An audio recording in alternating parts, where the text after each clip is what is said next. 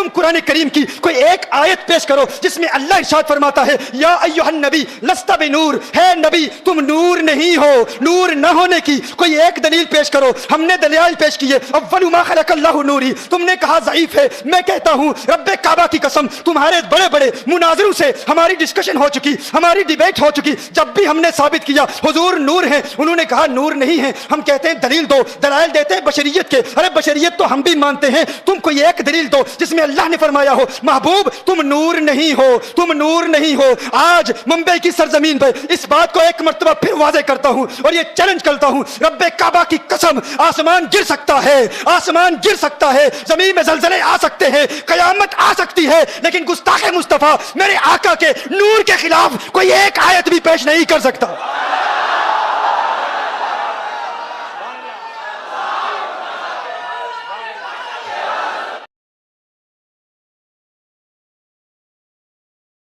مجھے کہا گیا ہے کہ نبی کریم صلی اللہ علیہ وآلہ وسلم کی نورانیت اور شان پر کچھ کلام کروں، تو انشاءاللہ چونکہ بہت مختصر وقت ہے، اس مختصر رفاقت میں انشاءاللہ چند باتیں آپ کے گوش گزار کرنے کی سعادت حاصل کروں گا۔ ابھی بنگلور میں تھا تو ایک نوجوان نے اعتراض کیا کہ تمہارے شیوخ، تمہارے علماء ملک شام میں کچھ ایسے بھی ہیں جو اول ما خلق اللہ نوری اس حدیث کا انکار کرتے ہیں اور وہ کہتے ہیں یہ حدیث موضوع ہے، تو ہم نورانیت مصطفیٰ صلی اللہ علیہ وآلہ وسلم کو کیسے ثابت کریں؟ تو میں نے کہا تھا کہ الحمدللہ ہمارا ہمیشہ سے یہ منہج رہا ہے کہ کوئی ہمارا استاد ہو، شیخ ہو، ٹیچر ہو، محسن ہو، جو عقائد اہل سنت و جماعت نہیں مانتا، ہم اپنی سندیں اس کے منہ پہ مارتے ہیں۔ وہ بھلے ہمارا استاد ہو، ہمیں پڑھایا ہو، لیکن اگر ضروریات اہل سنت کا منکر ہے، ضروریات اسلام کا منکر ہے، وہ چیزیں جو معلوم من الدین بالضرورہ ہیں ان کا انکار کرتا ہے، تو ہمارا اس سے کوئی تعلق نہیں ہے۔ بہرحال لیکن اگر کوئی اس حدیث کا منکر ہے تو نورانیت مصطفیٰ صلی اللہ علیہ وآلہ وسلم کے لیے ہمارے پاس قرآن کریم کی آیات ہی کافی ہیں۔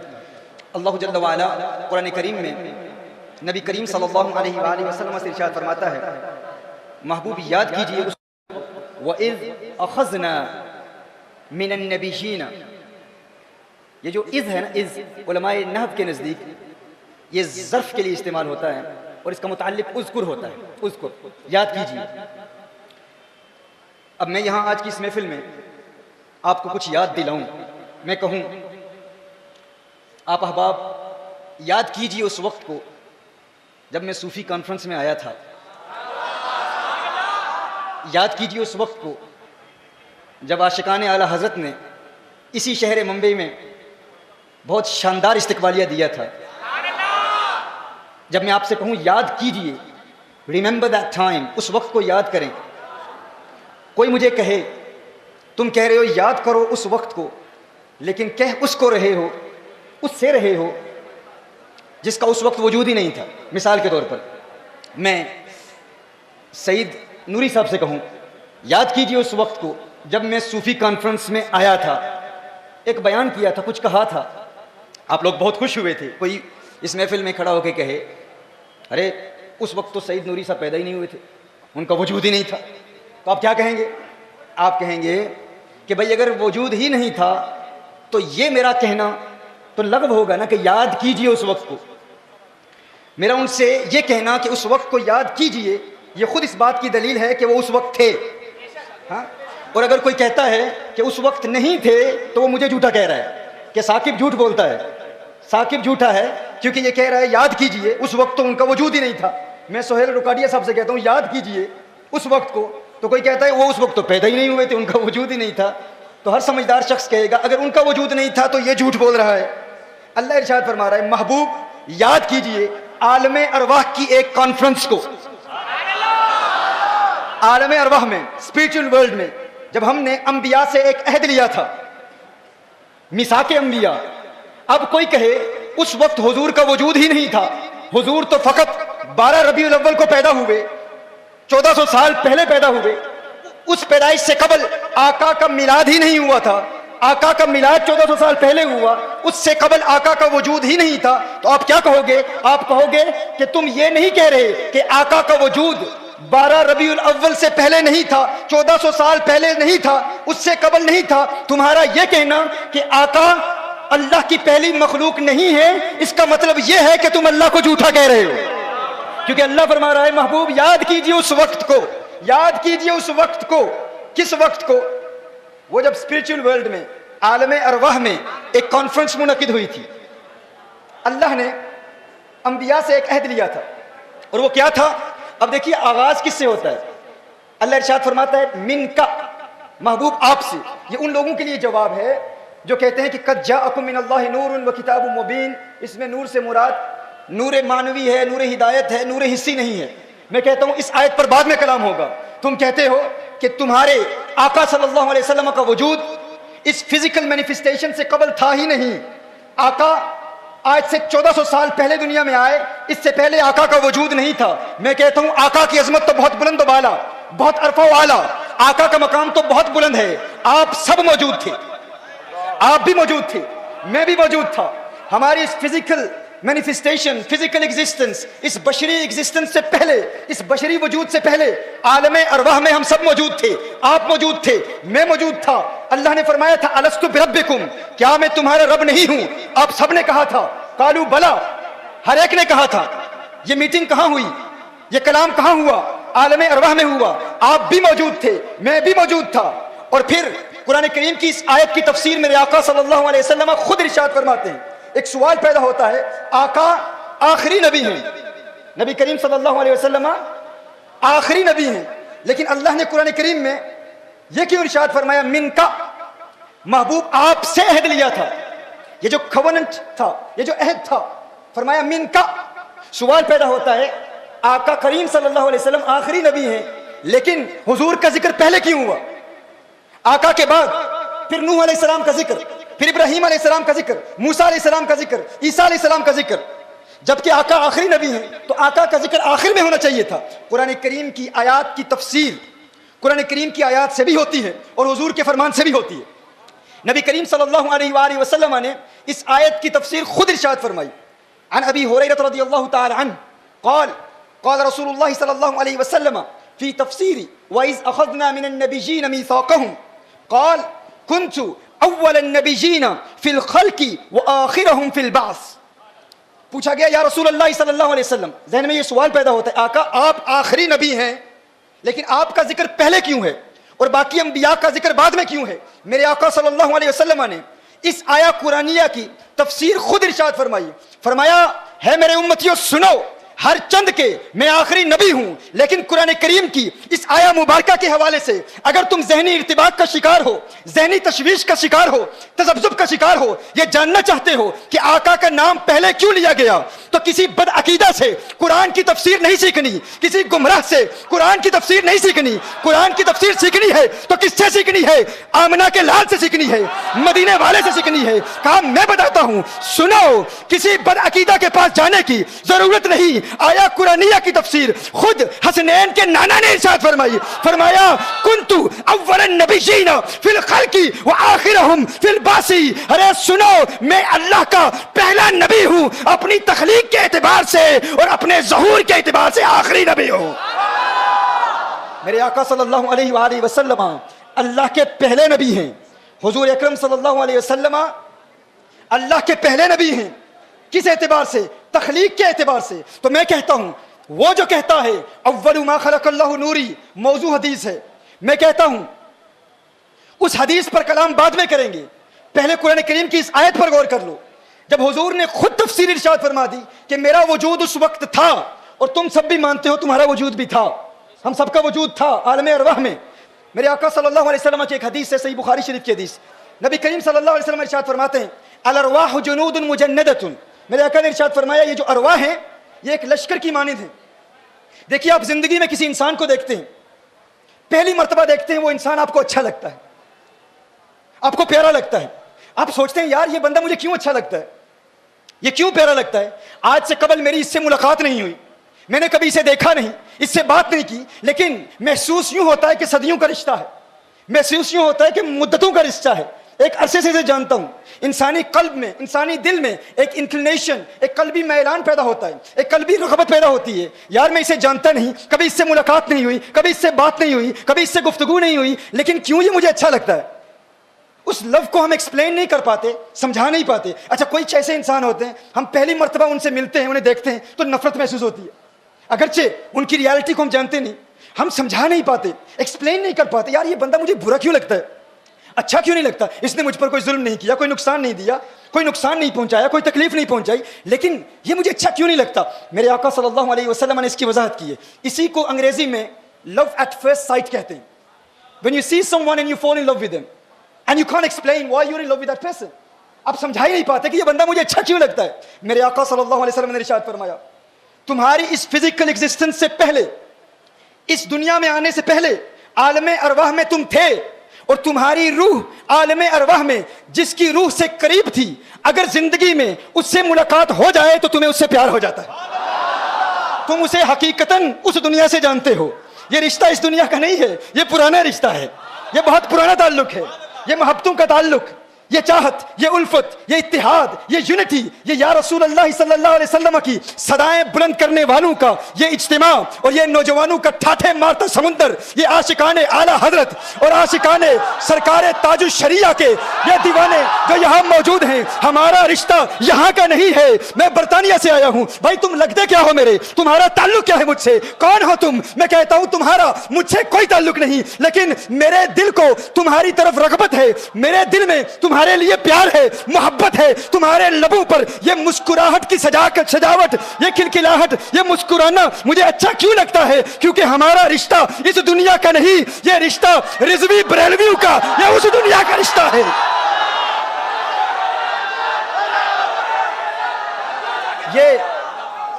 یہ رشتہ بڑا پرانا ہے, یہ رشتہ بڑا پرانا ہے, یہ رشتہ بہت پرانا ہے, یہ تعلق بہت پرانا ہے. اس دنیا میں تم مجھے اچھے لگتے تھے, شاید میں بھی تمہیں اچھا لگتا ہوں گا. میرے آقا نے فرمایا, میرے آقا نے ارشاد فرمایا کہ یہ محبت کا تعلق, یہ روح کا تعلق ہے, یہ اس دنیا کا تعلق نہیں. ایمان والے مومنین اگر دنیا میں ایک دوسرے سے محبت کرتے ہیں, اس لیے کیونکہ عالم ارواح میں ان کی روحیں ایک دوسرے سے مل چکی ہیں. میں کہتا ہوں مومنین سے بھی ملی ہے, مدینے والے سے بھی ملی ہے.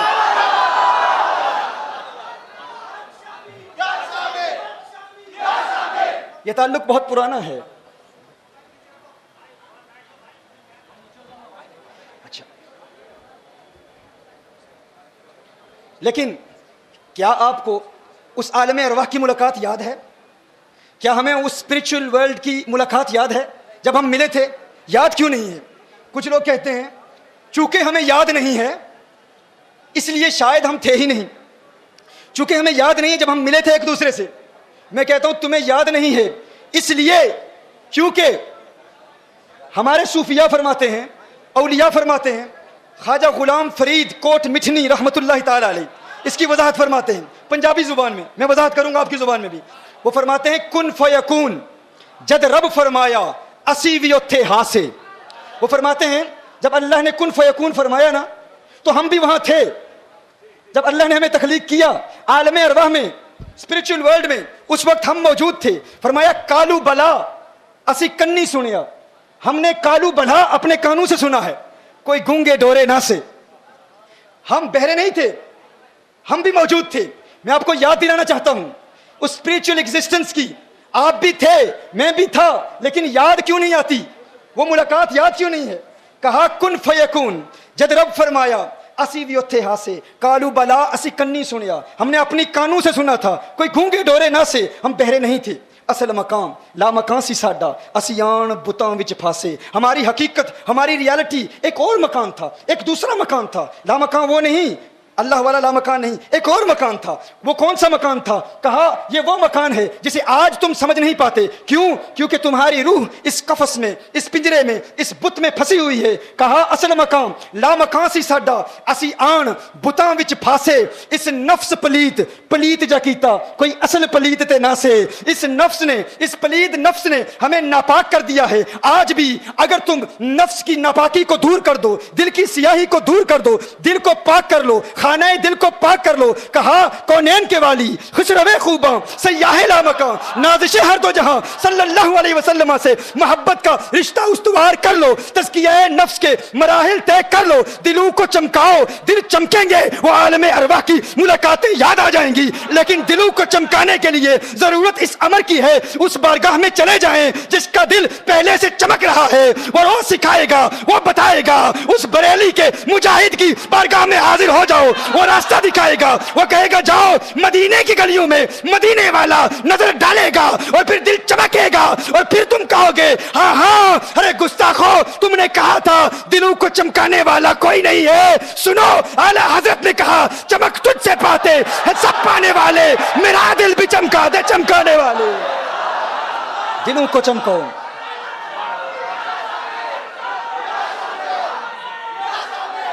دلوں کی دنیا آباد کرو. حضور کی بارگاہ میں اپنے دل کو پیش کر دو, اور پھر حضور اکرم صلی اللہ علیہ وسلم کی وہ نظر, اور پھر دل کو دیکھتے رہو. تو دل کو دیکھتا رہے اور پچھلی رات ہونے دے. علامہ سیماب کہتے ہیں تو دل کو دیکھتا رہے اور پچھلی رات ہونے دے. جلوس حسن تیری جلوہ گاہ دل سے نکلے گا. ممبئی کی حسیناؤں کو نہیں دیکھنا, ہاں حرام موویز کو نہیں دیکھنا. نگاہوں کو پاک کرنا ہے, نگاہوں کو پاک کرنا ہے.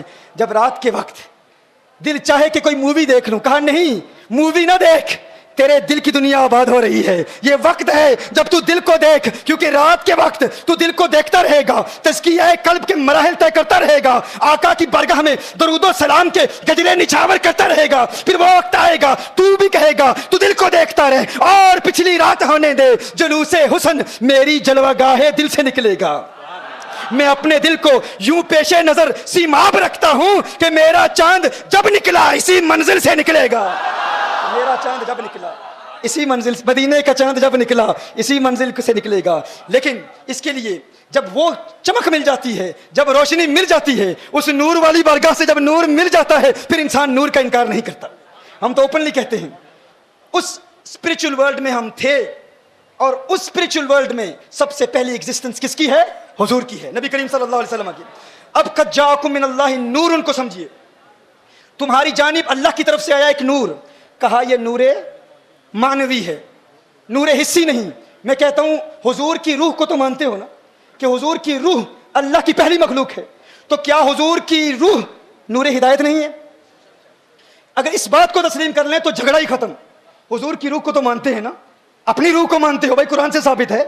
تو اول ما خلق اللہ نوری پر جھگڑا کرنے کی ضرورت ہی نہیں, اسی بات پر اتفاق کر لو. تم بھی مانتے ہو روح مصطفیٰ صلی اللہ علیہ وسلم کا وجود تھا, ہم بھی مانتے ہیں کہ روح مصطفیٰ کا وجود تھا, اس وقت تھا, تو اسی روح کو ہی نور مان لو, کیونکہ اللہ ارشاد فرماتا ہے قد جاءکم من اللہ نور. تم کہتے ہو نور حسی نہیں, نور مانوی ہے, نور ہدایت ہے, تو کیا روح مصطفیٰ ہدایت نہیں دیتی؟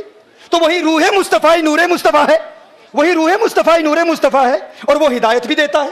جب ہدایت دیتا ہے تو ہم کہتے ہیں, اس بات پر تو ہم متفق ہو چکے, وہ روح مصطفیٰ اس وقت تھی, روح مصطفیٰ کا وجود تھا, اور وہی اول الخلق ہے. میں نہیں کہتا, قرآن کہتا ہے, میں نہیں کہتا, میرے آقا کے فرمان سے ثابت ہے. اب کہا کہ نہیں حضور تو بشر ہیں, ہم بھی کہتے ہیں بشر ہیں. بشریت کا انکار کسے ہے بھائی؟ ہم سب بشر مانتے ہیں, جو بشریت کا منکر ہے کافر ہے, بشریت کا منکر کافر ہے. ہم بشر بھی مانتے ہیں, نور بھی مانتے ہیں. ہاں وہ بشر مانتے ہیں, نور نہیں مانتے. ہم کیا کہتے ہیں؟ ہم کہتے ہیں حضور بشر بھی ہیں, نور بھی ہیں. اب ہم بشریت کے دلائل پیش کرتے ہیں, وہ بھی دلائل پیش کرتے ہیں. ہم بشریت کے دلائل پیش کرتے ہیں, وہ بھی پیش کرتے ہیں. ہم نور ہونے کے دلائل پیش کرتے ہیں, اور ہم کہتے ہیں چونکہ ہمارا دعویٰ ہے حضور بشر ہیں, وہ بھی کہتے ہیں بشر ہیں. ہم کہتے ہیں نور ہیں, وہ کہتے ہیں نور نہیں ہیں. اب ضرورت اس امر کی ہے کہ ہم نور ہونے کے دلائل پیش کریں, وہ نور نہ ہونے کے دلائل پیش کریں. اب سمجھ رہے ہیں نا؟ ہم کہتے ہیں حضور نور ہے, وہ کہتے ہیں نور نہیں ہے. دلیل کیا ہے؟ قل انما انا بشر مثلکم یوحی الی. ہم کہتے ہیں بھائی یہ تو ہم بھی مانتے ہیں, یہ تو ہم بھی مانتے ہیں کہ حضور بشر ہیں, ہمارا عقیدہ بھی بشریت والا ہے, تمہارا بھی ہے, لیکن ہم نور مانتے ہیں. تم کہتے ہیں وہ نور نہیں ہے. اب تمہارے اوپر لازم ہے کہ تم نور نہ ہونے کی دلیل پیش کرو, اور ہم نور ہونے کی دلیل پیش کریں. کیا سن رہے ہیں آپ؟ میں کیا عرض کر رہا ہوں؟ اب سمجھ رہے ہیں بات؟ نہیں سمجھ رہے؟ حضرت کا نام کیا ہے؟ عبد الوہاب صاحب. میں کہتا ہوں بھائی عبد الوہاب صاحب حافظ قرآن ہیں علی سبیل المثال. میں کہتا ہوں یہ حافظ قرآن ہیں. ایک شخص کہتا ہے جی ہاں ہم بھی مانتے ہیں حافظ قرآن ہیں. میں بھی کہتا ہوں یہ حافظ قرآن ہیں, وہ بھی کہتا ہے یہ حافظ قرآن ہیں. یہ لائیو لگا ہوا ہے، اس کو بند کریں کائنڈلی، اس کو بند کریں. جس نے بھی یوٹیوب پر، آپ وہاں سے بند کریں بھائی، ڈسٹربنس نہ کریں. اب کوئی بھی اس کو لائیو نہ کرے. جی ہاں نہیں، وہ لائیو تھا، انگلینڈ سے رابطہ کیا کسی نے کہ live, local T V channel پر بھی لگا ہوا ہے.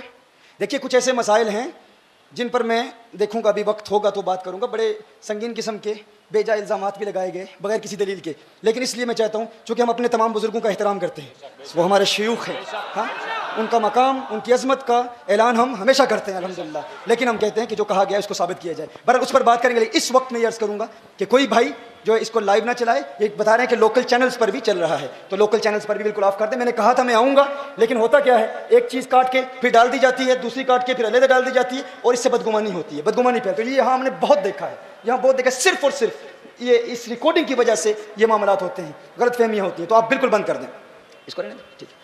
اچھا میں کیا عرض کر رہا تھا، عبد الوہاب صاحب کہا، میں کہتا ہوں مثال کے طور پر عبد الوہاب صاحب کیا ہے، میں کہتا ہوں کہ یہ حافظ قرآن ہے. ایک دوسرا بھائی کہتا ہے، میں بھی کہتا ہوں حافظ قرآن ہے. میں کہتا ہوں بھائی یہ میڈیکل ڈاکٹر بھی ہیں، مثال دے رہا ہوں، میں کہتا ہوں کہ یہ میڈیکل ڈاکٹر بھی ہیں. ایک شخص کہتا ہے نہیں میں نہیں مانتا میڈیکل ڈاکٹر ہیں. اب بات سن رہے ہیں، میں کہتا ہوں حافظ قرآن ہیں، وہ بھی کہتا ہے حافظ قرآن ہے. میں دلیل دیتا ہوں ان کے حافظ قرآن ہونے کی. میں کہتا ہوں فلاں مسجد میں انہوں نے قرآن کریم حفظ کیا، فلاں ان کے استاد تھے، فلاں جگہ سے انہیں سند ملی، میں دلیل دیتا ہوں. وہ دوسرا شخص کہتا ہے میں بھی دلیل دیتا ہوں، میں بھی مانتا ہوں حافظ قرآن ہے. اب ان کے حافظ قرآن ہونے میں ہم دونوں کی ایگریمنٹ ہے. اب میں ایک اور دعویٰ کرتا ہوں، میں دعویٰ کرتا ہوں یہ میڈیکل ڈاکٹر بھی ہیں. میں کہتا ہوں فلاں جگہ سے انہوں نے میڈیسن پاس کیا، فلاں جگہ سے انہوں نے ڈگری حاصل کی، میں دلائل دیتا ہوں. وہ شخص کہتا ہے میڈیکل ڈاکٹر نہیں ہے. ہم کہتے ہیں دلیل دو میڈیکل ڈاکٹر نہیں ہیں. ہم دلیل دے رہے ہیں میڈیکل ڈاکٹر ہیں، تم دلیل دو میڈیکل ڈاکٹر نہیں ہیں. وہ کہتے ہیں میڈیکل ڈاکٹر نہیں ہیں، دلیل کیا ہے؟ وہ کہتے ہیں حافظ قرآن ہے. اب کیا سنو میں کیا کروں؟ وہ کہتے ہیں حافظ قرآن ہے. میں کہتا ہوں بھائی وہ تو میں بھی مانتا ہوں حافظ قرآن ہے، میں بھی کہتا ہوں حافظ قرآن ہے، تم بھی دیکھو کیا نور بشر بن کر آ سکتا ہے کہ نہیں؟ فتمثل لها بشرا سویا. بے شمار ہمارے بیانات ہیں، جبریل امین آئے، صحیح مسلم، وہ تو قرآن میں ہے، صحیح مسلم شریف کی حدیث ہے، اسرائیل علیہ السلام کو موسیٰ علیہ السلام نے مارا، ان کی آنکھ نکل آئی. ہاں ہم مانتے ہیں نا، صحیح مسلم کی حدیث ہے. تو نور بشر بن کے آ سکتا ہے، یہ دونوں کو ایگزسٹ کر سکتے ہیں. ان دونوں کا اجتماع ایک ذات میں ممکن ہے کہ نہیں؟ ان دونوں کا اجتماع ممکن ہے. نور اور بشر کا ایک میں اجتماع ممکن ہے. ان کی کو ایگزسٹنس، ان کا آپس میں آگ اور پانی کا رشتہ نہیں ہے کہ ایک ہوگا اور دوسرا نہیں ہوگا، ایسا نہیں ہے. آگ ہے تو پانی نہیں ہے، پانی ہے تو آگ نہیں ہے، ایسا نہیں ہے. ان دونوں کا آپس میں آگ اور پانی کا رشتہ نہیں ہے. یہ دونوں بیک وقت ایک میں جمع ہو سکتے ہیں. اس پر میں نے کون سی دلیل پیش کی؟ قرآن، اور دوسری صحیح مسلم. اب دیکھیے میں کہتا ہوں یہ حافظ قرآن ہے، وہ بھی کہتا ہے یہ حافظ قرآن ہے. میں کہتا ہوں ڈاکٹر ہیں، دلیل دو، میں دلیل دیتا ہوں. وہ کہتا ہے ڈاکٹر نہیں ہے. اب اس پر ضروری ہے کہ وہ دلیل دے ڈاکٹر نہیں ہے. اب سمجھ رہے ہیں؟ وہ دلیل پیش کرے ڈاکٹر نہیں ہے. وہ کہتا ہے ڈاکٹر نہیں ہے، تم کہتے ہو ڈاکٹر ہیں، دلیل دو. میں نے دلیل پیش کی، فلاں یونیورسٹی میں انہوں نے ڈاکٹری کا علم حاصل کیا، انہوں نے میڈیکل سائنس کو اسٹڈی کیا، میں ان کے سرٹیفکیٹس پیش کرتا ہوں. وہ کہتا ہے ڈاکٹر نہیں ہے. میں کہتا ہوں اب تم دلیل دو. وہ کہتا ہے حافظ قرآن ہے، حفظ قرآن کی سند میں دیتا ہوں، حافظ قرآن ہے. بھائی کیا حافظ قرآن ڈاکٹر نہیں ہو سکتا؟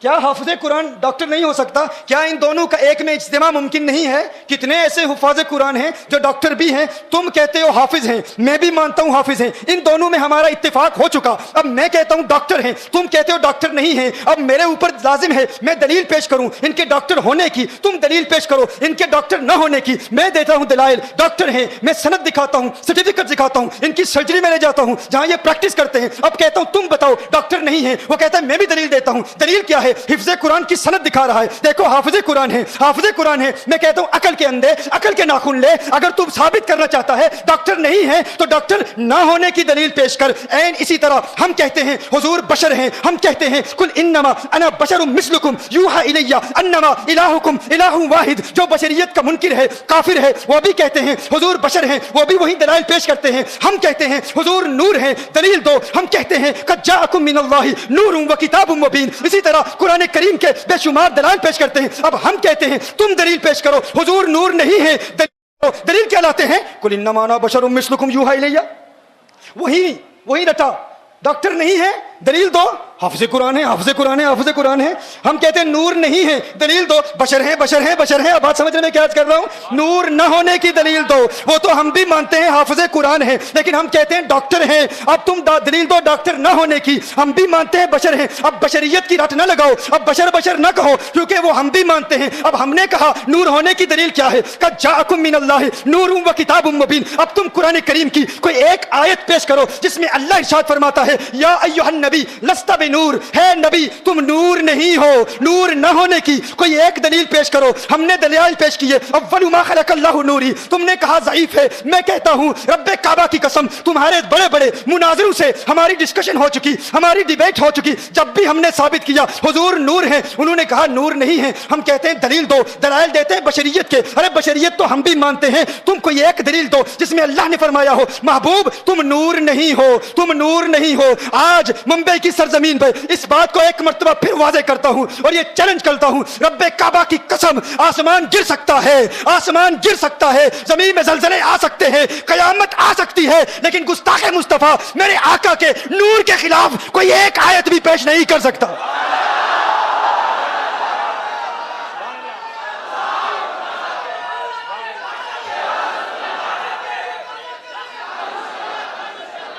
کوئی ایک دلیل بھی پیش نہیں کر سکتے. ہاں نورانیت مصطفیٰ صلی اللہ علیہ وسلم کے خلاف ہم پریشان ہو جاتے ہیں. ہم کہتے ہیں نور ہیں, وہ کہتے ہیں بشر ہیں, بشریت کی دلیل دیتے ہیں. ہمارا نوجوان پریشان ہو جاتا ہے, ارے وہ قرآن پیش کر رہا ہے, ارے وہ حدیث پیش کر رہا ہے. بھائی اسے پیش کرنے دو, وہ تمہاری ہی دلیل پیش کر رہا ہے. اسے کہو اب تم پیش کرو نور نہ ہونے کی دلیل, ہم پیش کر رہے ہیں نور ہونے کی دلیل. ارے کوئی ایک آیت تو پیش کرو, آیت نہیں کوئی ایک حدیث تو پیش کرو. ہم تو بے شمار حدیث پیش کرتے ہیں, ٹھیک ہے تمہارے پاس صحیح حدیث نہیں, کوئی ایک ضعیف حدیث تو پیش کر دو جس میں اللہ نے فرمایا ہو یا حضور نے فرمایا ہو ہے میرے صحابہ لست بنور, میں نور نہیں ہوں. ہم نور ہونے کی ہزاروں دلیلیں پیش کرتے ہیں, تم ایک بھی نہیں پیش کر سکتے. اور پھر دعویٰ کہ ہمارے پاس دلائل ہیں, تمہارے پاس دلائل بشریت کے ہیں, بشر ہم بھی مانتے ہیں. اور بات اکیلے کے, اور بات حضور محدث کبیر کو ساتھ بٹھا کے کہہ رہا ہے اور حضرت خاموش ہے, حضرت اس کو منع بھی نہیں کر رہے. اب یہ جو لوگ, اور کس بنیاد پر, ایک بات نہیں بے شمار ایسی باتیں کی گئی, ایسی ایسی عجیب باتیں, ایسی ایسی جاہلانہ باتیں. واللہ مجھے بڑی حیرت ہوئی. پہلے تو سرکار محدث کبیر نے کہا یہ امام مالک کا موقف ہو ہی نہیں سکتا. مجھے توقع نہیں ہے کہ امام مالک نے یہ کہا ہو. جب میں نے بنگلور کی تقریر میں بیان کر دیا کہ آپ کہتے ہیں کہ خبر متواتر مانوی یہ جو ہے یہ قطعیت کا فائدہ دیتی ہے اور اس سے یہ قطعی ثبوت ہے, تو ہم اس کا انکار نہیں کرتے. ہم کہتے ہیں لیکن کیا اس کی دلالت ہمیشہ قطعی ہوتی ہے؟ جب قرآن کی قطعی و ثبوت کی دلالت ظنی ہو سکتی ہے, اسی لیے تو فقہا کے اختلاف ہے. وَامْسَحُوا بِرُؤُوسِكُمْ پر فقہا کیا کیا لکھتے ہیں, کیا وہ قطعی و ثبوت نہیں ہے؟ قطعی و ثبوت ہے, لیکن قرآن کی متواتر آیت پر تو انکار کوئی نہیں کر سکتا. قرآن کریم کی ساری آیات متواتر ہیں, متواتر تو ہیں, لیکن کیا ان کی دلالت بھی قطعی ہے؟ ہر آیت کی دلالت قطعی نہیں ہوتی, دلالت میں ظنی بھی ہوتی ہیں. تو اس کو خبر متواتر ہم مانتے ہیں, متواتر مانوی ہم مانتے ہیں, لیکن اس کی دلالت سایہ دار تصویر کے لیے ظنی ہے. ظنی ہے تو اسی لیے امام مالک نے اختلاف کیا نا. جب یہ ظنی ہے اس کی دلالت, اس لیے امام مالک نے اختلاف کیا. ان کا اختلاف کرنا اس بات پر دلیل ہے کہ یہ ظنی ہے. اب کوئی اس کا منکر ہے تو وہ کافر نہیں ہوگا. پھر ہم نے اس بات پر بھی کلام کیا کہ اجماع کا منکر کب کافر ہوتا ہے. متکلمون اور فقہاء احناف کا اختلاف کیا ہے, فقہاء احناف کی آگے شرط کیا ہے, متکلمین کی شرط کیا ہے. ان شرطوں پر بھی جب ہم نے بات کر لی تو پھر محدث کبیر نے ایک نیا بیان جاری کیا. انہوں نے کہا ٹھیک ہے, پہلے آپ نے ارشاد فرمایا کہ یہ مجھے لگتا نہیں ہے, مجھے توقع نہیں ہے کہ متواتر مانوی کے حوالے سے حضور امام مالک رحمۃ اللہ تعالی علیہ فرمائے کہ یہ منقوش تصویر یہ جائز ہے, چونکہ متواتر مانوی ہے یہ حدیث.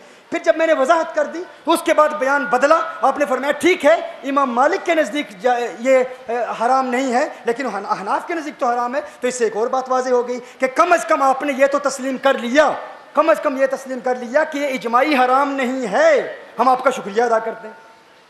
کیا آپ نے اگر پوری کتاب پڑھ لیں تو میں یہ دعوے کے ساتھ کہتا ہوں اگر پوری کتاب مکمل پڑھ لیں, میں نے پہلے بھی کہا تھا اس کتاب کو مکمل پڑھ لیں, جو قلم اٹھانا چاہتا ہے وہ قلم رکھ دے گا, وہ بات نہیں کرے گا یا میری تائید کرے گا. اور کون کہتا ہے کہ حنفی مالکی ہو جائیں, الیاذ باللہ, کس نے کہا ہے؟ کتنا بڑا بہتان ہے, کتنا بڑا جھوٹ ہے, کتنا بڑا الزام ہے کہ ثاقب شامی کہتا ہے حنفی مالکی ہو جائیں. کب کہا ہے ہم نے؟ کوئی ہماری تحریر دکھائیں، کوئی ایک تحریر ہماری دکھائیں جس میں ہم نے کہا ہے کہ حنفی مالکی ہو جائیں. ہم کہتے ہیں حنفی حنفی رہیں، شافی شافی رہیں، مالکی مالکی رہیں. اتنا بھی تم فرق نہیں کر سکتے کہ باب افتاء اور باب قضاء میں معتقد کے اعتقاد کو، مرتکب کے اعتقاد کو نہیں دیکھا جاتا، مفتی کے اعتقاد کو دیکھا جاتا ہے، قاضی کے اعتقاد کو دیکھا جاتا ہے. لیکن باب تفسیق اور تذلیل میں جب تفسیق کی جاتی ہے، جب کسی کی تفسیق کی جاتی ہے یا کسی کا انکار کیا جاتا ہے، انکار اور تفسیق میں مرتکب کے عمل کو دیکھا جاتا ہے، اس کے اعتقاد کو دیکھا جاتا ہے. اس پر ابن حجر ہیثمی کی باتیں میں نے پیش کی ہیں.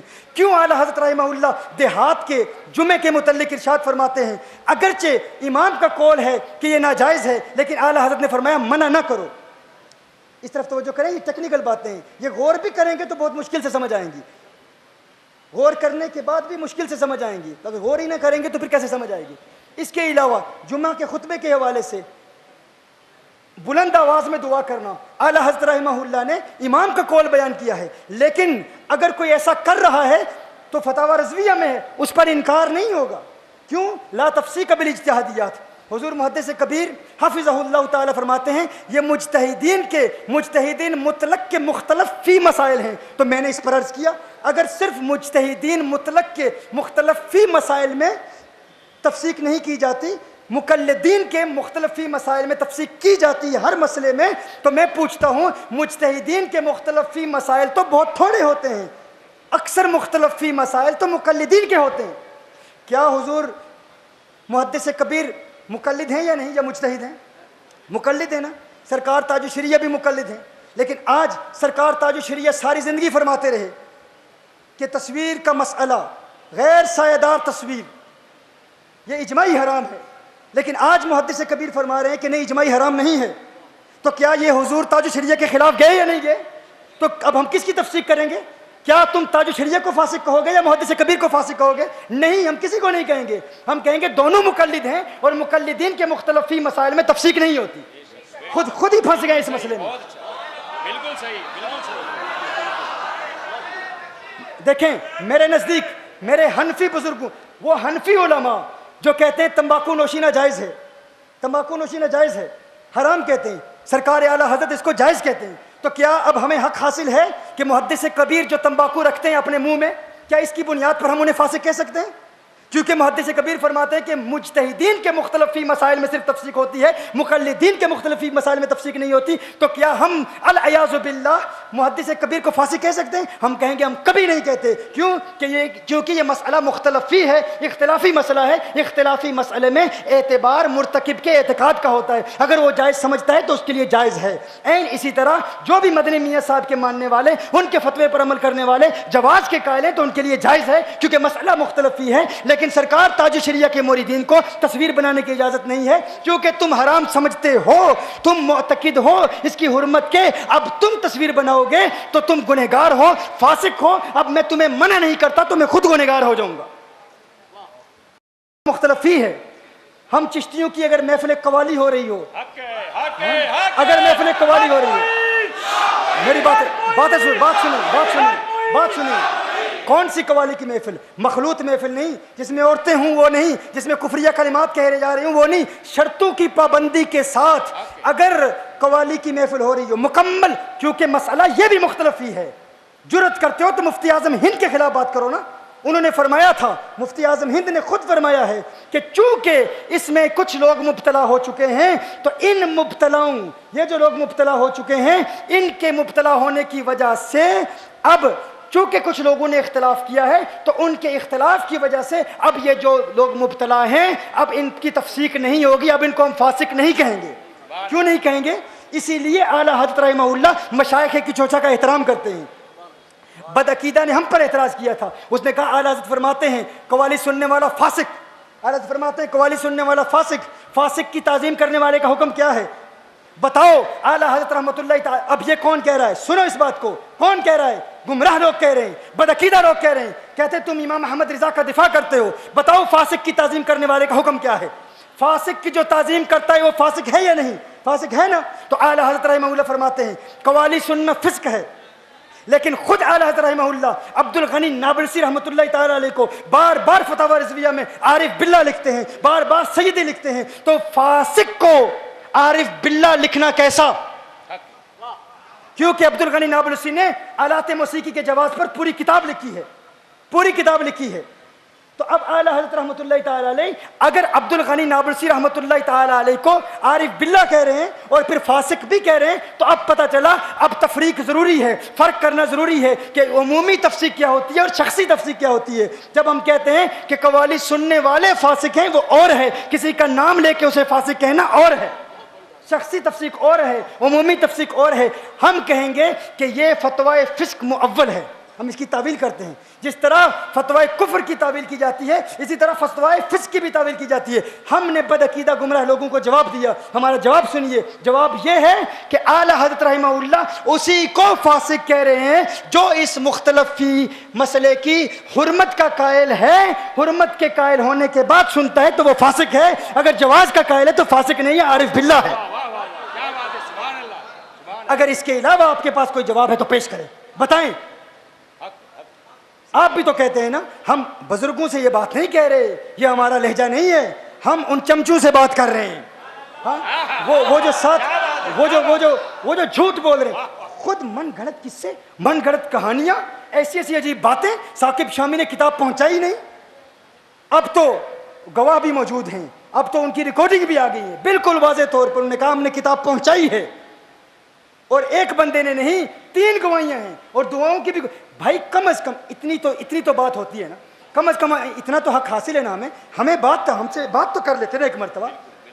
اتنی عجیب بات، خود ایک مفروضہ، ایک قصہ بنا لیا، ایک قصہ گھڑ لیا، اسی پر ایک اور قانون، اور پھر لوگ نعرے لگا رہے ہیں، نعرہ تکبیر، اور ایسی محفل میں سرکار تاج الشریعہ کا نام لیا جا رہا ہے اور تاج الشریعہ کے نعرے لگائے جا رہے ہیں۔ تو بھائی وہ نعرے پوری دنیا میں لوگ سن رہے ہیں، اور جو لوگ ہمیں جانتے ہیں، پورے برطانیہ کیا، امریکہ کیا، پوری دنیا میں مخلوط محفلوں کے خلاف یہ فقیر جنگ کر رہا ہے۔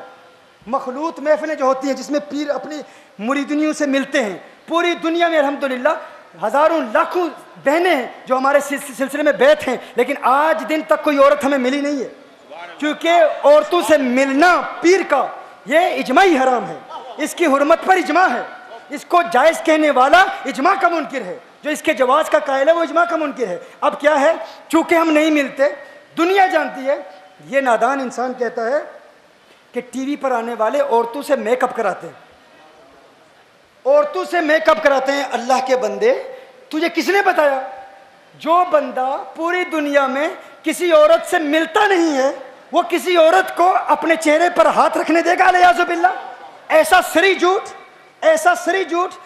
میں یہ بتاؤں، ہمارے ٹی وی پر جو پروگرامز آتے ہیں وہ برطانیہ سے آتے ہیں، اگر کوئی عالم میک اپ کراتا بھی ہوگا نا تو پاکستان میں ان سٹوڈیوز میں کراتا ہوگا، لیکن اس بات پر بھی میں گواہ ہوں کہ وہ بھی عورتوں سے میک اپ نہیں کراتے، وہ بھی مردوں سے کراتے ہوں گے، اور وہ بھی کوئی چند لوگ ہوں گے جو اینکرز قسم کے لوگ ہوتے ہیں۔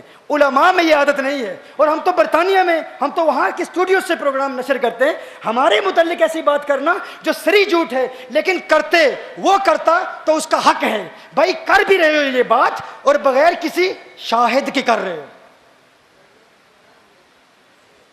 بات کر بھی رہے ہو تو کوئی شاہد بھی نہیں ہے۔ کیا نام رکھا ہے تمہارے ماں باپ نے تمہارا؟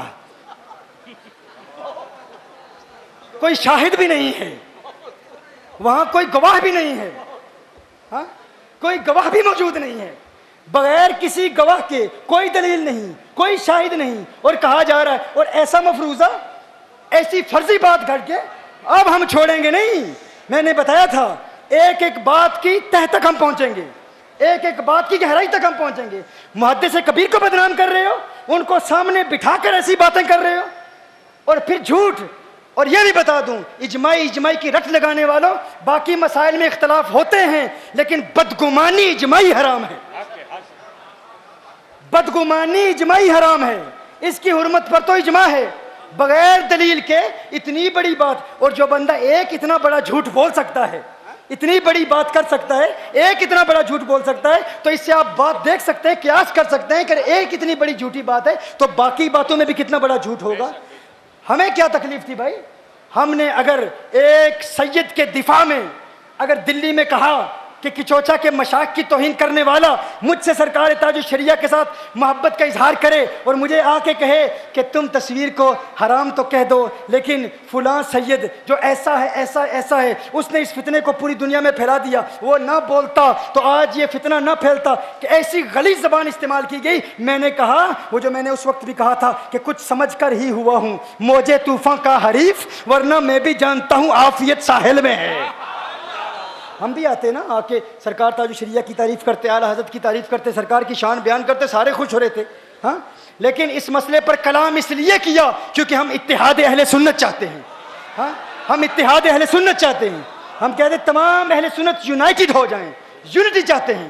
ہماری جنگ اس وقت گستاخوں کے خلاف ہے، آپ کو پتہ نہیں انٹرنیشنل لیول پر کتنا کام ہو رہا ہے، ایک ہی محدود طبقے میں اسی کے اندر اپنے ہی ایک کنویں کے مینڈک کی طرح آپس میں لڑتے رہو گے اور اس کا اثر پوری دنیا میں کیا ہو رہا ہے آپ سمجھ نہیں رہے کہ اس کا کتنا نیگیٹو اثر ہو رہا ہے، جو پروڈکٹیو کنسٹرکٹیو کام۔ اور ہم نے تو ایک حل پیش کیا ہے، واللہ ایک ایسا حل میں سمجھ رہا تھا کہ اس حل کو سن کر لوگ خوش ہوں گے، کیونکہ سرکار مدنی میاں صاحب نے انہوں نے جواز کا فتویٰ دیا۔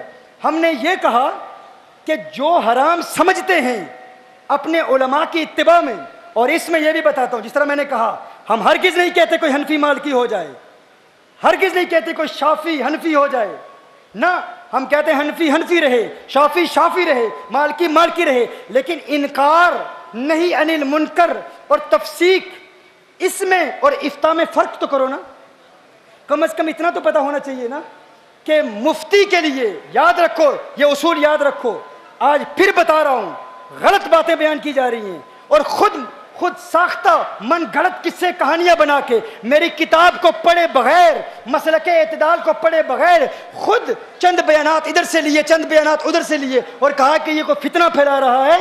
قانون یاد رکھو، حنفی مفتی کے لیے حرام ہے کہ وہ مذہب غیر پر فتویٰ دے، اور یہ اجماعی حرام ہے۔ یہ کیسا حرام ہے؟ اجماعی۔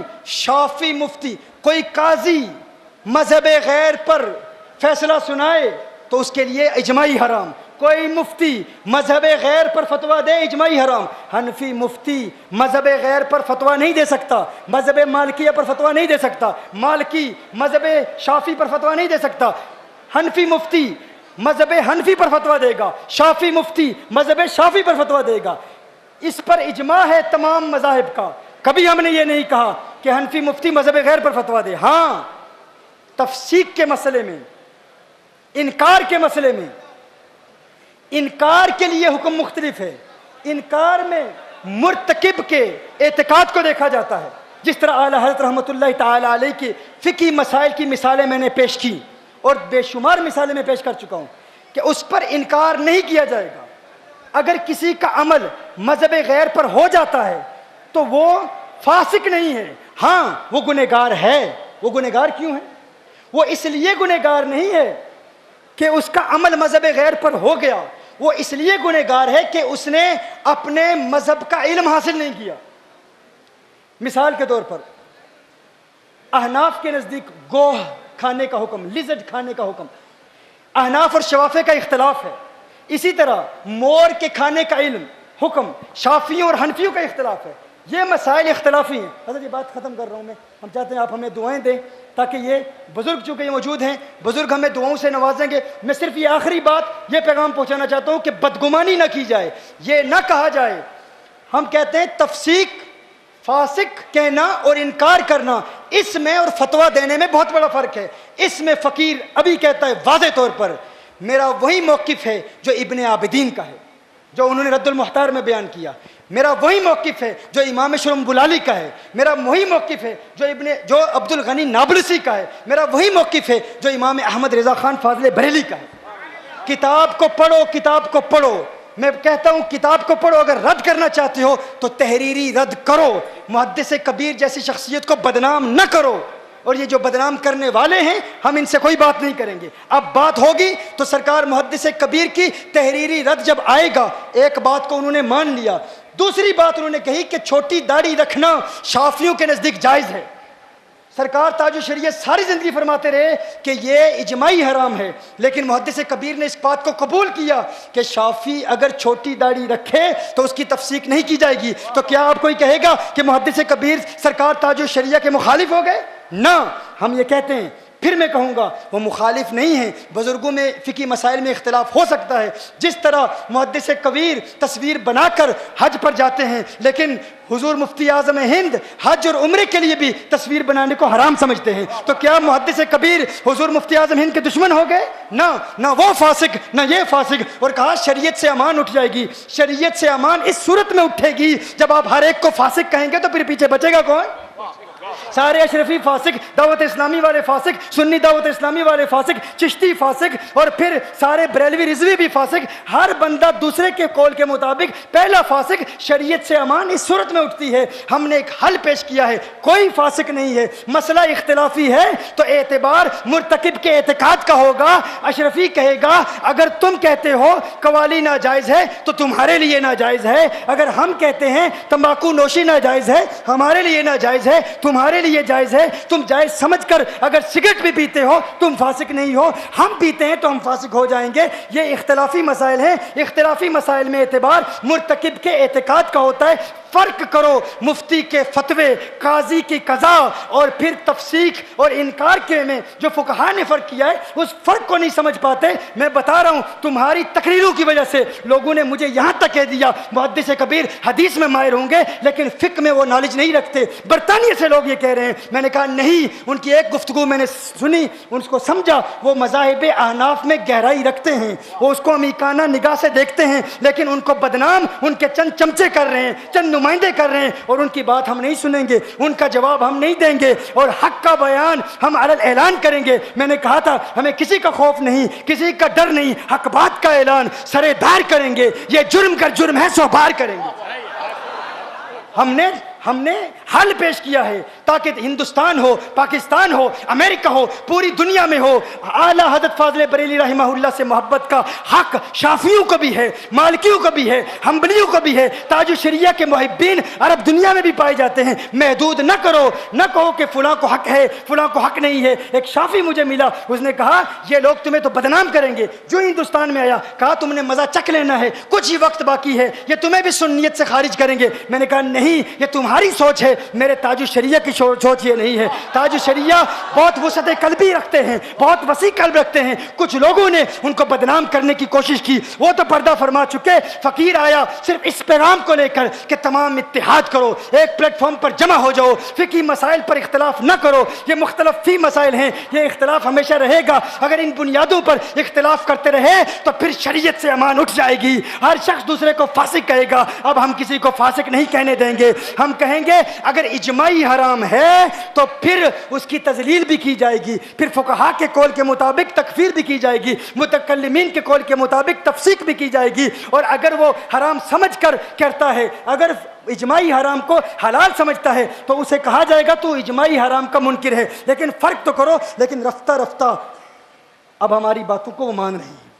دو باتیں تو مان لی نا۔ اب اس بیان میں بھی کہا کہ ہاں میں مانتا ہوں کہ مالکیہ کے نزدیک یہ اجماعی حرام، مالکیہ کے نزدیک یہ حرام نہیں ہے، حنفیہ کے نزدیک حرام ہے، تو ہم بھی مانتے ہیں۔ ہم نے کتاب میں لکھا حنفیوں کے نزدیک منقوش تصویر حرام، شافعیوں کے نزدیک منقوش تصویر حرام، حنبلیوں کے نزدیک منقوش تصویر حرام، مالکیوں کے نزدیک جائز۔ اب کوئی سوشل میڈیا پر کوئی تصویر لگائے تو اسے یہ نہ کہنا کہ جو حلال سمجھ کر لگاتا ہے وہ کافر ہے، کیونکہ محدث کبیر نے کہہ دیا اجماعی حرام نہیں ہے، احناف کے نزدیک حرام ہے۔ اجماعی حرام کا منکر کافر ہوتا ہے، اختلافی حرام کا منکر کافر نہیں ہوتا۔ اب جو جائز سمجھ کر لگائے گا اس کے لیے جائز، جو ناجائز سمجھ کر لگائے گا اس کے لیے ناجائز۔ یہ تو منقوش تصویر کی بات ہے، ڈیجیٹل کی بات بعد میں آئے گی۔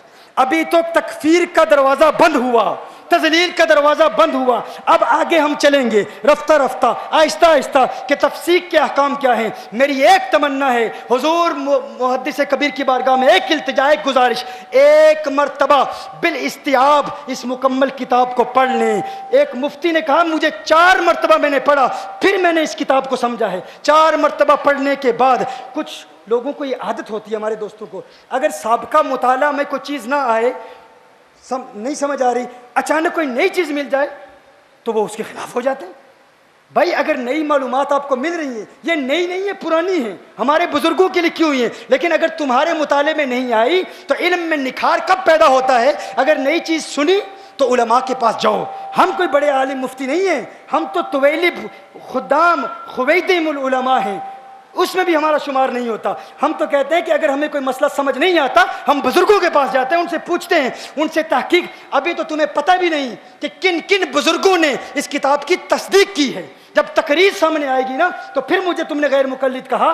بزرگوں نے بھی کہہ دیا، شیخ نے بھی کہہ دیا. اب میری ایک گزارش ہے، مجھے غیر مقلد ثابت کیجیے، ثابت کیجئے میں غیر مقلد ہوں. پوری کتاب میں ہم نے غیر مقلدیت کا رد کیا ہے، بار بار رد کیا ہے. ہم نے مذاہب اربعہ کے حوالے سے احکام بیان کیے ہیں. ہم نے کہا جو تقلید کا منکر ہے وہ اجماع کا منکر ہے. ہمیں غیر مقلد کہہ دیا سنی سنائی بات پر، یہ کیسے ہو سکتا ہے؟ اب ہم آپ سے گزارش کرتے ہیں کہ آپ یا تو ہمیں غیر مقلد ثابت کریں، بتائیں کہیں ہم وہابی ہیں، کہیں ہم مبلغ ہیں وہابیت کے، اور ثابت کریں، یا کم از کم اعلان کہیں کہ ہم سے خطا ہوگی، ہم سے غلطی ہوگی، ہم سے غلطی ہوگی. کیونکہ کسی کو ایسا کہنا یہ بہت بڑی جرت ہے، بغیر دلیل کے کہنا.